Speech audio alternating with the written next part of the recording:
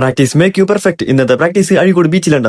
റിയാസിന്റെ വീട്ടിലെത്തിയപ്പോഴത്തേനും റിയാസ് പോവാൻ വേണ്ടി റെഡി ആയി നിൽക്കണ്ട. റിയാസിന്റെ വണ്ടിയുടെ പിന്നി കയറുമ്പോ ഈ ഹെൽമെറ്റ് ഒന്നും പോരട്ടെ, ഇതിനേക്കാൾ വലിയവരുടെ ഹെൽമെറ്റ് വേണ്ടി വരും. വേറെ ഒന്നല്ല, 150 cc വണ്ടിയുമാ 200 കയറ്റാൻ നോക്കണോണ്ടാ നമ്മൾ റിയാസ് എന്ന് പറയുന്നത്.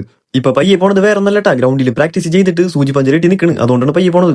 ഈ സീറ്റിങ്ങിനെ ഹോൾ അടിച്ചുകൊണ്ട് രണ്ട് ഉപകാരമുണ്ട് നമുക്കുള്ളത്. ഒന്നാമത്തത് ആ ഫോൾഡ് അടിക്കാൻ പറ്റും, രണ്ടാമത്തത് കുണ്ടി സേഫ് ആയിട്ട് വെക്കാൻ പറ്റൂട്ടാ, എവിടേക്കും തെറിച്ചു പോകില്ല. ടയറിന്റെ സൈസ് കണ്ടാൽ നമ്മൾ വിചാരിക്കും ഫുൾ ടയർ ഉണ്ട് നീല്. ഇത്രക്കും ഫ്ലാറ്റ് ആയിട്ടുള്ള ടയറും വെച്ചിട്ട് ഞങ്ങൾ ഇത്രയും ദൂരം വണ്ടി ഓടിച്ചു വന്നത് ഞങ്ങൾ സമ്മതിക്കണ്ടേ. ഇതിലേക്ക് കൂടി പോകുമ്പോൾ ദിക്രം സ്വലാത്തൊക്കെ ചൊല്ലിട്ട് വേണം പോകണമെന്നുണ്ടെങ്കിൽ ഒരുപാട് പേര് മരിച്ചതന്നെ ഈ ഒരു റോഡ് പണിയുടെ ഇടയിൽ.